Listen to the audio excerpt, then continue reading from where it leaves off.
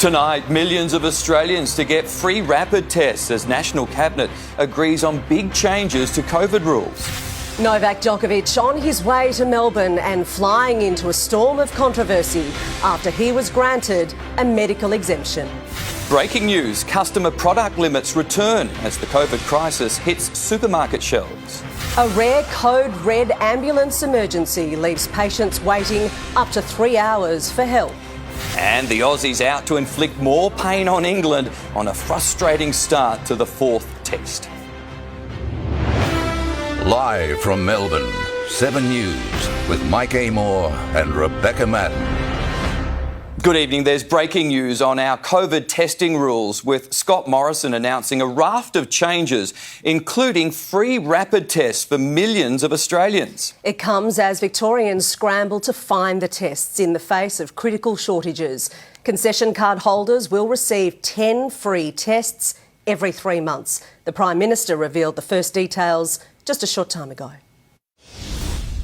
A model to provide concessional access for tests over a 3-month period, and they will be made available through the pharmacy network. Free tests are being provided to the following groups: those who have a Commonwealth Seniors Health Card, a healthcare card, a low-income card, a pension concession card, a DVA Gold card, or a DVA White card. Now, there's 6.6 million Australians who fall into those categories. And that is just the beginning. Nick McCallum, there are also changes to testing rules. That's right. The biggest one, Beck, is the change in who needs to get a PCR test. Anyone who gets a positive result on a rapid test no longer needs to get that confirmed with a PCR in a bid to cut queues at testing sites. The states are also working out a way to record those positive rapid tests in case numbers, like they do currently in the UK. They're also looking to phase out the need for rapid antigen tests for any interstate travel. Queensland and Tasmania are expected to make announcements on that in coming weeks regarding the timeline for phasing them out. And here in Melbourne, the state government will announce shortly elective surgery will be temporarily reduced to just urgent procedures from tomorrow to help hospitals cope with the increase in COVID cases and furloughed staff. Beck? Nick McCallum, thank you very much. Tennis superstar Novak Djokovic is on his way to Melbourne, set to land tonight after he was granted a last-minute medical exemption to play in the Australian Open. Tennis bosses want Djokovic to reveal why he qualified for the exemption, as the outspoken anti-vaxxer eyes sporting history at Melbourne Park. The world number one flying into a vaccine firestorm. There's a high level of emotion right now immediately after this decision. This is not preferential treatment for anyone, even though it may feel that way. A grinning Novak Djokovic is proudly heading down under with an exemption permission and will arrive later tonight. Novak Djokovic says he will go to Australia this month to defend his Open title. But the one thing which has seemed to follow Novak Djokovic through his incredible tennis career is controversy. There's just kind of a bit of an eye roll, honestly, mostly at it, just not being surprised that rules apply differently to different people. I think lots of people in the Victorian community will find this to be a disappointing outcome, but the process is the process. The government says medical exemptions are granted by 2 independent panels for rare reasons, including a serious heart condition, an allergic reaction to the vaccine, or if you've contracted COVID within the past 6 months. No, they didn't have direct contact with doctors from another country. They weren't set up as an intelligence committee. They're a group of expert doctors. Make it 9 for Novak. The decision hard to stomach for fully vaccinated Victorian Brittany Walker, 13 weeks pregnant and stranded in the UK with her partner Tom. And I also feel bad just for everyone in Melbourne who's gone through the toughest lockdown in the world, and for people to just be able to apply for an exemption and wave their money around. Fellow players equally baffled. Look, I just think it's just very interesting. That's all I'm going to say.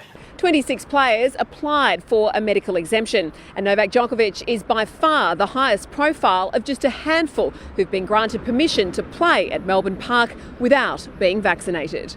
I think it'll certainly be helpful if Novak was to explain the conditions in which he's sought an exemption and been granted an exemption. Djokovic is on record as being opposed to vaccination, adding he wouldn't want to be forced to take a vaccine in order to be able to travel. This from the Victorian Premier in October. So we're not going to be applying for an exemption. So therefore the issue is basically resolved. But today... Well, that is a matter for the Victorian government. They have provided him with an exemption. Tennis bosses say they're bracing for fans to boo Djokovic, who's just one major win away from becoming the all-time men's Grand Slam champion. If he has 21, he's past Federer, he's past Nadal, he's got a better record against both of those players head-to-head. He's the greatest player of all time. Sort of hoping Rafa wins, though. Jackie Felgate, 7 News. It's been another day of record case numbers and long queues for Melbourne. More than 17,000 tested positive as the Omicron surge gathered momentum. For many in Melbourne, it's a tale of two different queues. At a Hawthorn East pharmacy, dozens were here for rapid antigen tests hours before the store opened. Desperate. We tried yesterday, couldn't get anywhere else. Frustration boiled over. It's out of control. Some here missed out. Very unlikely we'll have stock at this point, I'm sorry. The state government started distributing some free rapid antigen tests at testing hubs instead of PCR tests for those with no symptoms. And you only need the one test? Yeah. Beautiful. They've increased their rapid test order by 10 million, so now 44 million are in transit. We are growing in confidence that they will arrive in coming days, and once they do, we will be very quick off the mark to provide information to the Victorian community. Some joined the other queues for PCR tests before dawn. The 4 private companies which suspended their testing sites yesterday now unlikely to resume tests until next week, leaving state hubs reeling. Look, it is really challenging. It's really challenging, and it is clearly putting a lot of pressure on our system. Another record, 17,636 new cases. Sadly, 11 people died with COVID. 591 in hospitals, 75 more than yesterday. But those in intensive care and on ventilators dropped slightly. Still, pressure tightens in all our hospitals because so many workers are furloughed. There's have to be situations where you've got to close beds. At times, you've got to think about measures that sort of limit the pressure on the system. As Omicron is spreading so fast, the numbers of staff that can't work is going up and up. There's no one coming back to work really yet. It's still people going off on furlough. For those left, one word resonates. The staff are tired. It's understandable. We're all tired. As an executive, we're tired. But we have to continue to step up every day. Today, state vaccination hubs were being made kid-friendly. Parents and guardians can now book vaccinations for children aged from 5 to 11 through the website and hotline. Few children get seriously ill with COVID, but the numbers of those testing positive is starting to scare authorities. We had a 2% positive test rate in December, and just in the few days in January, this proportion has gone up to 30%. That's a huge increase. Nick McCallum, 7 News.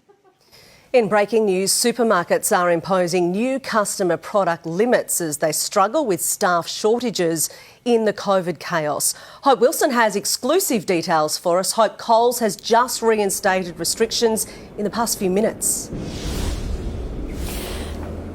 Beck, and they're mainly around meat supply, so customers will be limited to purchasing 2 packs of minced meat per person. It's also 2 packs of chicken breasts and chicken thighs, and also applies to sausages. Now, these changes have just come in late this afternoon and are in place in all states and territories except Western Australia. The rules for rapid tests remain the same, limited to 1 pack per person. Woolworths is yet to announce any changes to its rules. Increasingly empty shelves, a sign of growing trouble in supermarket supply chains. The whole system's on knife's edge at the moment. And shoppers are being put on notice. What we've seen is the disruptions based around the COVID restrictions, and those restrictions are now coming home to roost. The Transport Workers Union says up to 50% of truck drivers are absent because of COVID-19. You will get less product, you will see less things on the shelf, you will have less choice, and prices will go up. We're really struggling to get deliveries into the stores. Compared to 12 months ago, I would suggest our shelf would be 20% lighter with stock. Like cafes and restaurants, some supermarkets are struggling to keep their doors open. If this continues and cases escalate and we lose more and more staff, it might be that we take staff from one nearby store and place in another store. And you're better off to have one nearby store performing adequately than bundling by with half staff in, say, 2 stores. And while the stock is limited and often delayed, but you can still shop across the category. It might be a different brand or a different pack size, and this is probably going to take a couple of weeks for us to fully recover. But grocers are pleading for action now. And what we really need to do is make sure that the team members that are isolating are able to get tested, to get checked, and to then safely return back to work quickly. If somebody's negative on a rapid antigen test, let them work. The Transport Workers Association and Union want rapid tests made available for drivers who still have to do PCR tests every 7 days to cross some state borders. Yet they're being turned away, being told that unless they have symptoms, they can't be tested. There's a catch-22 in all of this in regards to be able to do the job that we're here to do. Hope Wilson, 7 News. Ambulance Victoria is dealing with a code red emergency, with the union warning that delays are putting lives at risk. The demand for paramedics was so extreme last night, patients were forced to wait up to 3 hours for help to arrive.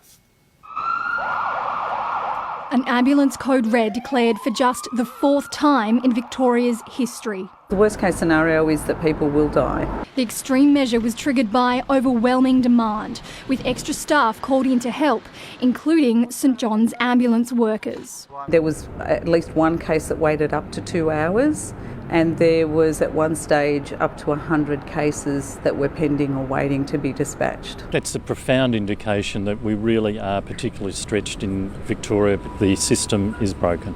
The union claims 22 ambulances and 6 micas were out of action last night. We have about 500 staff furloughed or in isolation, just awaiting results of tests, so that's problematic for us. Extra stress caused by a rush of calls. Ambulance Victoria says around 1 in 4 to 000 were not emergencies. What we are seeing is people contacting Ambulance Victoria to ask for advice on PCR testing sites where they can obtain rapid antigen tests. While hospitals are struggling to accept new patients. The emergency department is very full.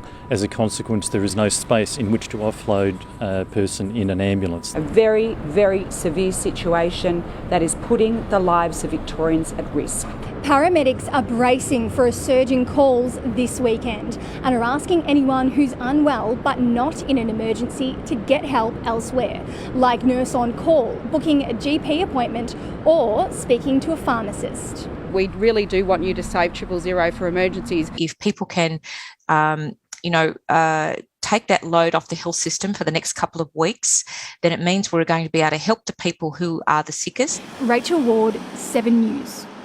New South Wales has recorded a new national record, 35,000 cases, a jump of nearly 12,000 overnight. Queensland has nearly 7,000 cases, but this came off a low testing base, and the state's being warned the real numbers will be significantly higher. While there was a jump in the number of people admitted to hospital, the ICU cases remain low. South Australia's added nearly 4,000 cases. A judge is now deciding whether the sexual assault case against Prince Andrew will go ahead. The Duke's lawyers have mounted a fight to have the civil case thrown out of court, arguing that a previously secret settlement deal shields the royal. Prince Andrew's legal battle hinges on a decade-old document. One phrase in particular: potential defendant. His accuser, Virginia Giuffre, signed the newly unsealed settlement with Jeffrey Epstein in 2009, following claims she was trafficked for sex. She received $500,000 to not take any other legal action against anyone considered a potential defendant. That's what the Duke's lawyer claims he is. telling a US court today they want the civil case thrown out, as Miss Giuffre waived her rights to sue the Prince when she got her money. None of this is good for Prince Andrew. There are no avenues for him that are particularly pleasant, because either he's going to try to get off this on a legal technicality, which some people might criticise, or he's got to go through and face his accuser. The Duke's lawyer also arguing the allegations he sexually assaulted the then 17-year-old on 3 occasions are too vague. The Australian mother of 3 wants the civil case to go to trial. Well, as an advocate for victims, I was very heartened by the fact that the judge does not seem to be buying any of Prince Andrew's attorney's arguments. Prince Andrew was described by Miss Giuffre's lawyer as someone to whom girls were trafficked. He has always strongly denied all claims, even saying in a 2019 interview he can't remember meeting his accuser. No, I don't know if I've met her, but no, I have no recollection of meeting her. Never happened. What will happen next is a decision for the judge. In London, Tegan Dolling, 7 News. A Victorian accused of lighting the fire that damaged Old Parliament House has been released on bail for the second time in 2 days. Less than 15 minutes after walking free yesterday, Nicholas Malcolm Reid was re-arrested for breaching his bail conditions. Reid was freed again today. Was it really an accident that you breached your bail yesterday? An order preventing the release of Nicholas Reid's name to protect him from retaliation attacks has now been lifted. Rain and even COVID hasn't been able to stop cricket crowds returning to the SCG for the pink test. Some fans walked more than 150 kilometres to be there, and the first day has already raised more than $1 million for breast cancer research. Day 1 of the 4th test, and England fans looked slightly more at home under a grey sky. Very confident for England.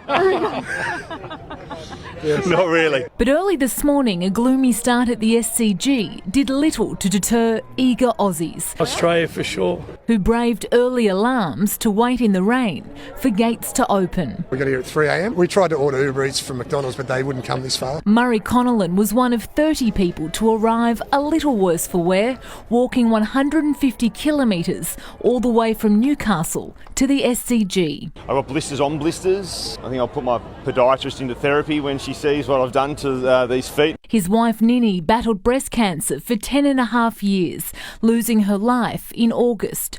The long journey on foot helped raise $110,000 for breast cancer support and research. Get emotional again. That will help the McGrath Foundation support over 5,500 families going through breast cancer. Inside at the Long Bar, beers flowed early. This is the last time we'll see Anderson, Broad. I'm hoping it's a cracker today. I've come all the way back down out of Harvest and really keen for a few beers and watch the boys get out there and play. COVID case numbers at a record high as the Ashes pushes ahead. Still feeling good. There's no symptoms. I'll have a rapid test and again tomorrow, and if they're both negative, I'll get on the road and head down to Sydney. Cricket Australia keeping a close eye on players. We've been able to, keep going by and large by isolating people very quickly. At the SCG, public health orders dictate that seating is fixed. There's no check-in required or cap on capacity. Masks are encouraged, but people are asked to take responsibility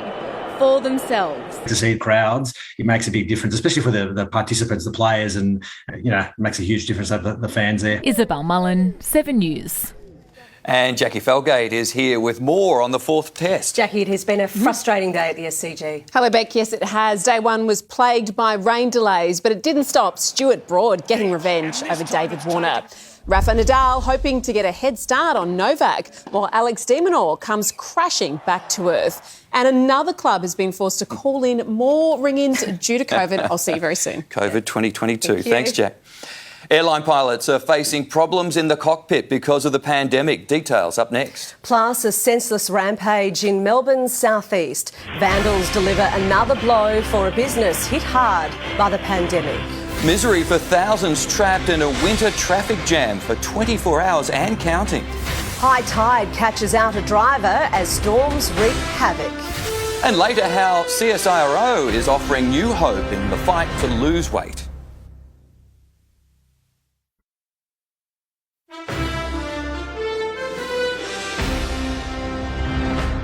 International Qantas pilots are making some rookie errors after returning to work. The airline says some pilots who were stood down during the pandemic are making small errors like leaving the park brake on when commencing takeoff.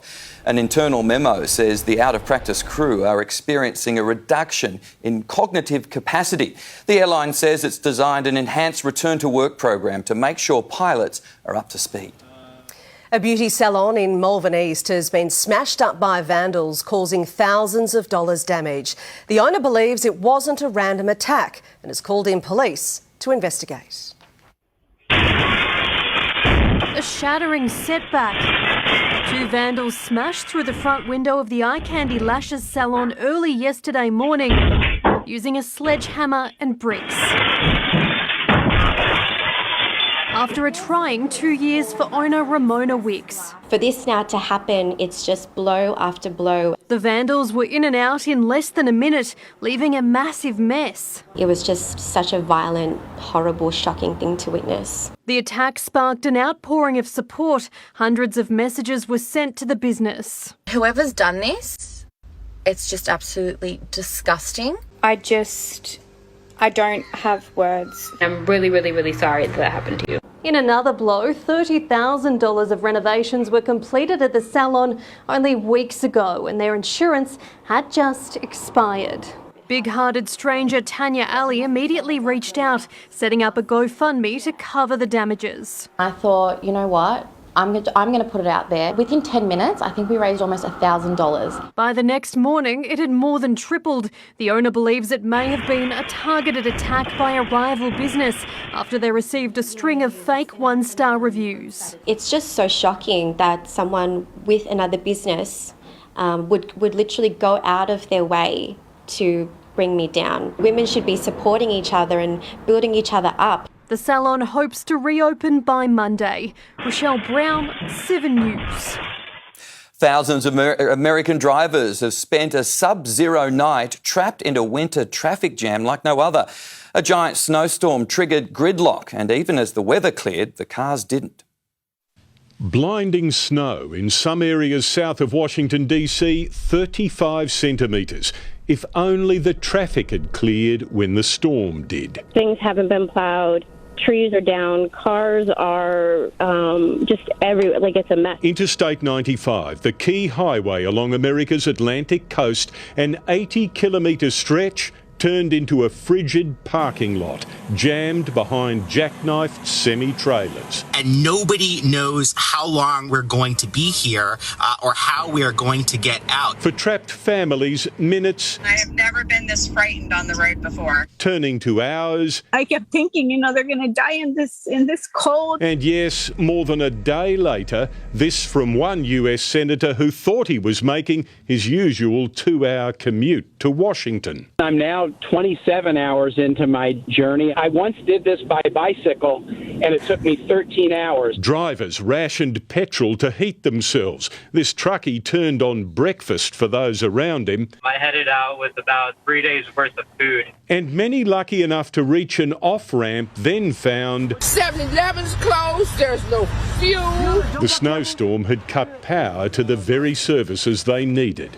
Virginia state officials walking supplies to the stranded and working to untangle a traffic snarl like few others. In the United States, Tim Lester, 7 News. A ute driver's been caught out in Queensland's cyclonic weather. The waves washed in, cutting off the driver's escape. Onlookers raced to help. The wild weather has also upset holidaymakers. Some campsites washed away as high king tides impact beaches right along the coast. Heavy rain and strong winds are also lashing parts of the state. Sonia Marinelli is tracking the severe storms. Sonia, good evening. It's a bit hit and miss. Good evening, Beck. Well, so far they've missed the city, but there is one over Werribee and Point Cook at the moment. So let's go straight to the radar, where you can see they're bubbling away. A cluster of very severe storms near Ballarat has been active all afternoon, with reports of 4-centimetre hail and up to 100 millimetres of rain in around an hour. Tonight, the area in yellow remains on storm watch. Around the city this evening, it's muggy and we've had light showers, but we could still get a rumble of thunder. I'll have More details after sport. Beck and Mike. Thank you very much, Sonia. Up next, road rage at a COVID testing site. Plus, bushfire exposure, why we've been left without major water bombers to fight fires from the air. Inside a police sting that seized $100 million worth of meth. And a baby surprise. They're twins, but they were born in different years. Police have launched an investigation into claims a traffic worker was assaulted at a testing site in Melton today.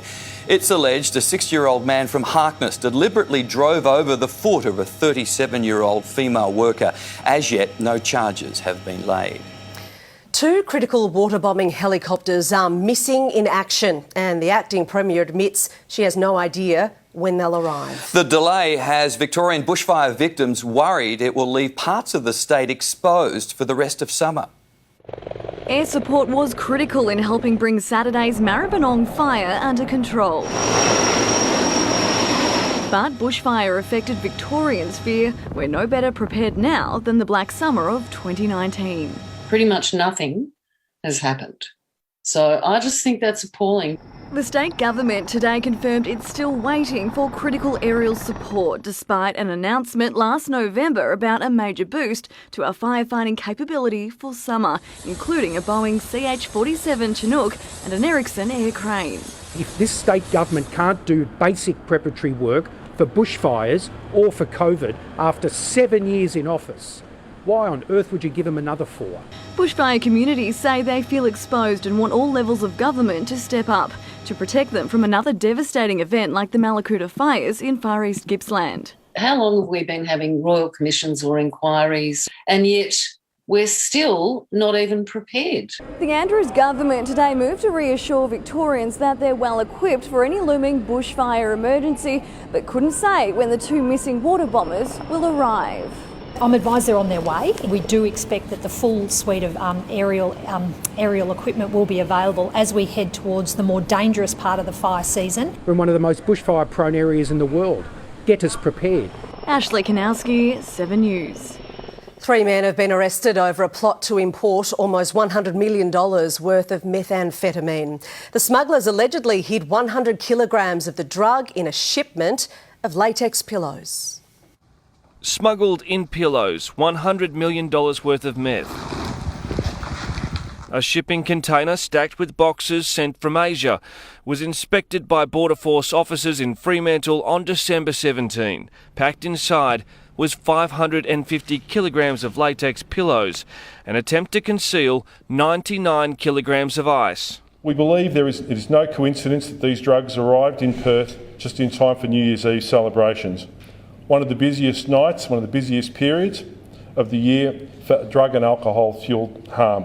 Police replaced the meth with a harmless substance and covertly watched as the shipment was taken here to a vacant lot in Maddington on the outskirts of Perth. The trap was set. And last Thursday, the National Anti-Gang Squad sprung, arresting 3 men when they allegedly came to collect the shipment. They put up a fight, smashing into a police car. Methamphetamine prices in WA are currently amongst the highest in the country. Criminal syndicates are looking to exploit this demand and sell methamphetamine in WA to maximise their profits. If convicted, they face a lifetime of prison pillows. Joey Catanzaro, 7 News. British Prime Minister Boris Johnson wants England to ride out the current wave of COVID without introducing restrictions. We have a chance to ride out this Omicron wave without shutting down our country once again. The number of patients in hospital with COVID is still increasing. 14,000 people are currently taking up beds. They say timing is everything, and a set of twins in California has timed their arrival in the rarest of ways. A 15-minute gap means the mother welcomed a boy in 2021 and a daughter the next year. A perfect boy, a perfect girl, with one perfectly exceptional arrival. He was born at 11:45 and she was born at 12 at midnight. 15 minutes that has these fraternal twins born on different days in different years. When they're older, they want to, celebrate their birthdays like different different years, that's up to them. But right now that they're small and they're with me, they're going to celebrate their birthday together. Mum went into labour early, 2 babies, a surprise enough. But they weren't finished there. Twins with different birthdays aren't common, but the odds of twins born in different years, that's roughly 1 in 2 million. They made me so happy. Mum says they're doing well. Alfredo just a little heavier than his sister, fitting given he was born last year. Emma Dallymore, 7 News. Very cute. Ahead, a boost for breast cancer research. Plus, the CSIRO is offering new hope in the battle to shed COVID kilos, putting a weight coach in your hand. Details next on 7 News. A late-night rescue after a cliff fall at Yarra Bend. An anti-mask protester taken down in a face-off at a Premier's press conference. And the verdict on the legal battle over Nirvana's famous Naked Baby album cover.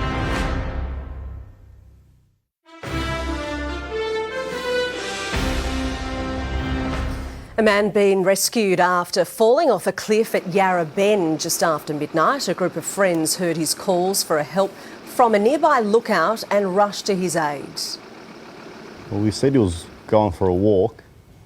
I think he might have had an argument with his partner or something. High-angle rescuers put the man on a stretcher and lifted him up the embankment. He was taken to hospital with lower body injuries. An anti-mask protester has caused problems at a news conference with the South Australian Premier in Adelaide. Great, thanks everybody. Terrific. Thank you. Thank you. Marshall, questions?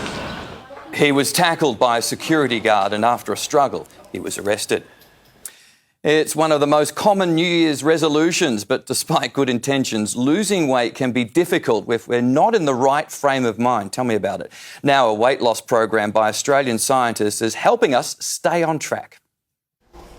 George Maran's weight loss journey has been a battle. The minute you stop to sort of put the weight back on. But health scares had him turning to a program developed by Australian researchers. I had nothing to lose, the fact that it was based on science. That diet now turned into a weight loss coach in the palm of your hand. Enter Hope, artificial intelligence used to track progress and sustain motivation. She uses state-of-the-art machine learning to grow and expand her functionality. She was developed by CSIRO scientists who believe they've cracked the code to successfully shed kilos, tracking food intake, weighing in regularly and following a meal plan. Even just employing 2 of the 3 behaviours saw above average weight loss. Over 12 weeks, 11,000 dieters were monitored. Those who stuck to the 3 key habits and tracked their progress lost 8% of their body weight, an average of 7.5 kilos.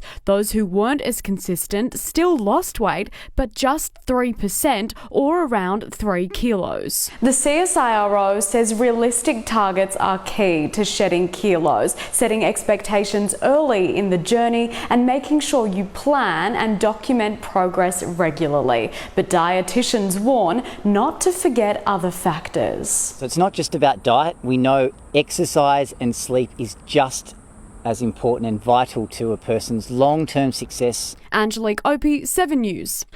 A multi-million-dollar blaze at a power substation sent toxic smoke across parts of Adelaide. There were fears thousands of litres of burning oil would spread to nearby properties. The cause is yet to be confirmed, but the transformer, which is used to export wind and solar power to other states, will need to be replaced.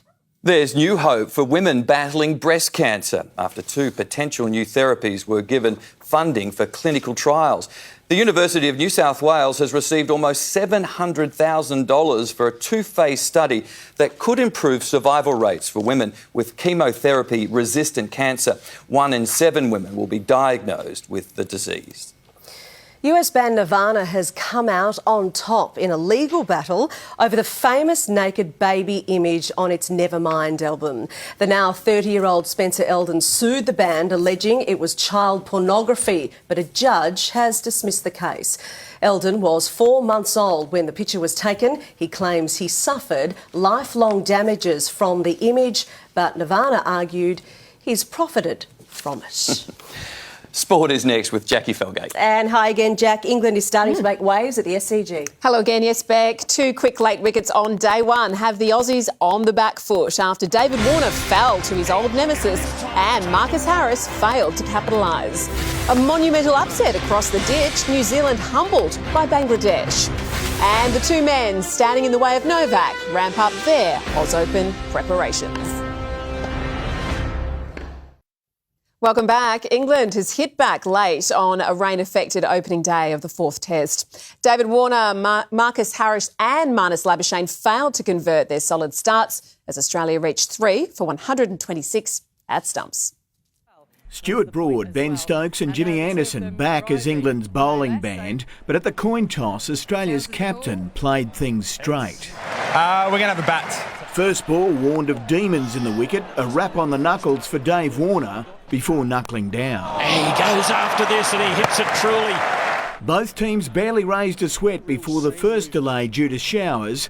That refreshed Marcus Harris. Well, and that is a great shot. Harris on the swivel. Despite more rain stoppages, Warner seemed beyond England's grasp, belting 6 boundaries. That's the best of the lot, I reckon. But on 30, Broad had his man. Edge, and this time it's taken. The 13th time he snared Warner in Test cricket, the paceman convinced he should have played more this series. 1 for 56, rain kept ground staff fit. For Marnus Labuschagne, only the rare need to run. When there was, he looked more like a baseballer stealing third. Harris remaining upright, taking Australia's innings beyond 100, but fell for 38. Edged out! It proved catching. 28 for Labuschagne, the third Aussie to make a start. 3 for 117. Usman Khawaja welcome back to the big time. A stop-start day, finishing with England on top. Andrew McKinlay, 7 News. Melbourne Stars skipper Glenn Maxwell is the latest player to test positive to COVID after undergoing a rapid test following Monday's clash against the Renegades. 13 players in total have been struck down by the virus in the past week. Meanwhile, the Brisbane Heat are scrambling for replacements after 12 players returned positive PCR tests. They're scheduled to fly out tomorrow ahead of a clash with the Gades in Geelong. With Novak Djokovic about to touch down in Melbourne, chasing his 21st major title, one of his biggest rivals was back on the practice courts. Rafael Nadal is recovering from COVID and will play his first singles match in a month tomorrow. Meanwhile, Team Australia is on the verge of crashing out of the ATP Cup. World number 2 Daniil Medvedev crushed Alex de Minaur in straight sets last night. An emphatic performance from Daniil Medvedev. Team Russia win the tie. The Aussies also took a belting in the doubles, some of it self-inflicted, Russia completing a 3-0 clean sweep. Barwon Heads local Jakara Anthony is turning heads ahead of the Winter Olympics. The mogul skier has timed her run to perfection with 2 golds last month on the world stage and is relishing the role as the one to beat in Beijing. Decked out in the formal kit for the Games, Jakara Anthony is one of Australia's brightest hopes. To come away with back-to-back wins and the yellow bib leading the tour is just, it's mind-blowing. That success was dual World Cup gold medals in France, extending her lead in the moguls' world rankings and making her the one to beat in Beijing. I definitely think I would have a target on my back now, being in the yellow bib on the World Cup tour. I know when other girls have had it in the past, I definitely am targeting them. Jakara has developed a signature move, previously only seen on the men's tour, giving her an edge over her competitors. This season I started competing a cork 720 with a mute grab on the top air. It's a pretty high degree of difficulty trick in the women's field. The 23-year-old has been relishing the crowds overseas. Mum Sue travelled over to see her compete, with spectators banned from the Winter Olympics. Similar to Tokyo, and while that is really sad, it also means that we're having the best opportunity to have a safe game. It's now less than a month to go until Jakara can shine on the world's biggest sporting stage. Laura Spurway, 7 News. Toby Price is slowly clawing his way back into Dakar Rally contention after a horror start. While a host of rivals struggled in the treacherous third stage through the Saudi Arabian desert, Price put in his best performance so far.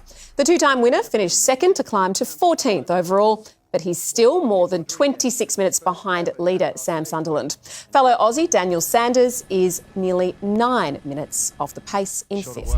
And back to cricket, and Bangladesh has pulled off one of the biggest upsets in Test history, crushing New Zealand by 8 wickets. And Bangladesh have finally conquered the World Test champions and now have their first ever Test victory over New Zealand, home or away.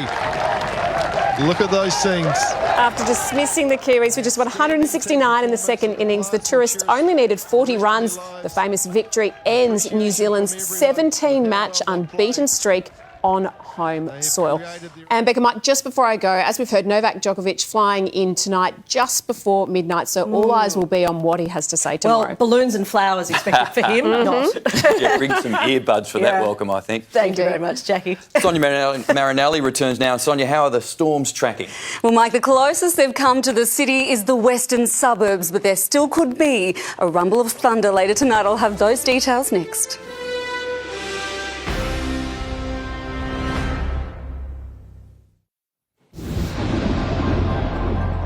Hello again. Well, so far we've missed out on the storms in the city, but there is still the risk tonight and they could develop quickly. The city reached a humid 29.3 degrees, the cloud clearing now, but it is still fairly muggy outside and we're still holding on 29 degrees.